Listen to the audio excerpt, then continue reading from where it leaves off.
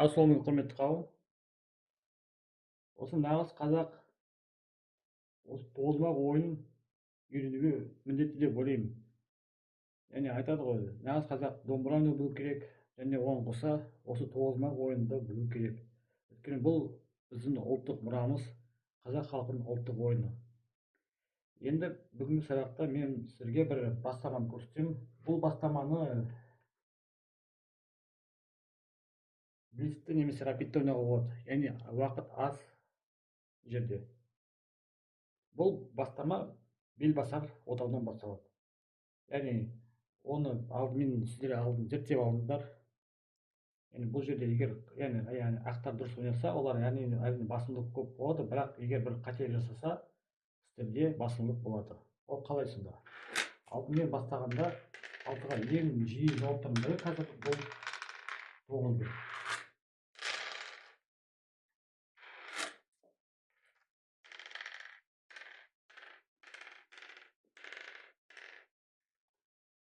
Көп жағдайда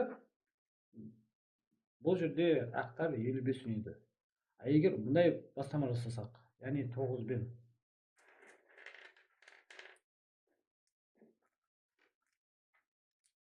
яғни 7, 6, 98, 99 сияқты ойын ұқсас. Бұл жерде енді 6-ға тұзық қойса сәл қиын болады. Оны келесі сабақта қарастырамын. Қараңдар, кейбір ойыншылар сол 66 тұзықты алмай қорқып 88 ойнап қалуы мүмкін. Яғни ойлап қалуы мүмкін да, байлауға түсіп қалған ба деген сияқты ойда. Оның орнына міне осы тасты алып кетеді.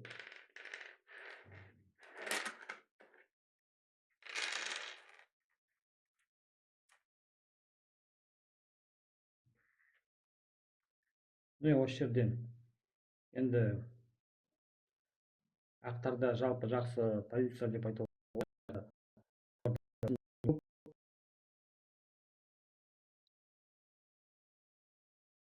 Ода екі вариант бар. Бірде екіде жүріп кетуге болады, бірде екі жүріп, мына 4-4-ке шабуылдауға болады бірден.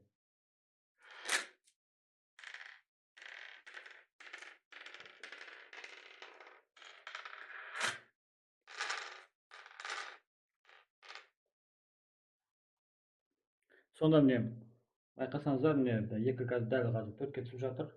77 ойнайын десе, олар 77 ойнағанымен сосын кейін 8-ден тұзық береді. Яғни басымдылық тағы да ақ жақтарда болады.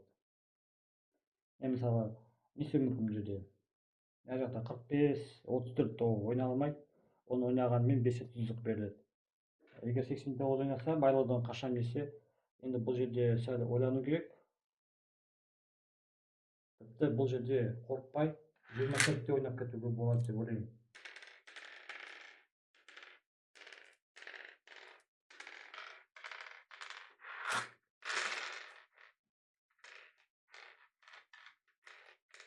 Егер бұл жақта қаралар 35 ойнап, немесе 35 ойнап 5 алып кетсе, ақтарға 37 алып кетуге болады.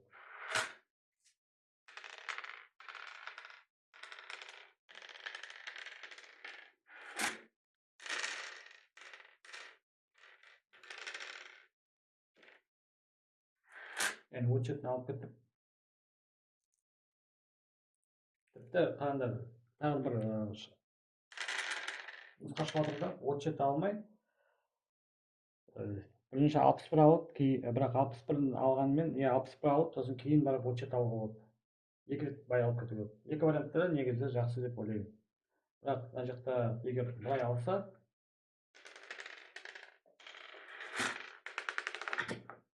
қаралар тіпті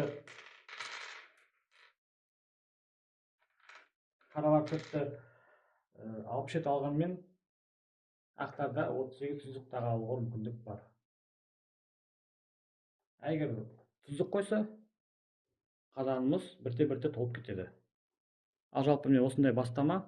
Енді осы бастаманы жаңа айтқандай, тек қана блиц сияқты жерде, рапид сияқты жерде ойнау керек. Яғни бұны дұрыстап зерттеп алыңдар.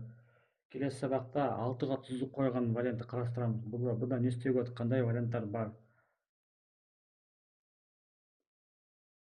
Мен жалпы өз айтамын, өзімнің тәжірибемде бір рет ойнап көрдім. Бір қарсыластарым, олар, яғни осы жерде 88 ойнады. Және ол ойнаған қарсыласым бірінші дәрежелі ойыншы емес, олар спорт шебері. Спорт шеберлері бір ойында дәл солай 88 ойнап кеткен. Яғни тез ойында олар уақыт тапшылықтан осылай ойнап кетуі мүмкін. Ал назар рахмет сіздерге. Қош сау болыңыздар.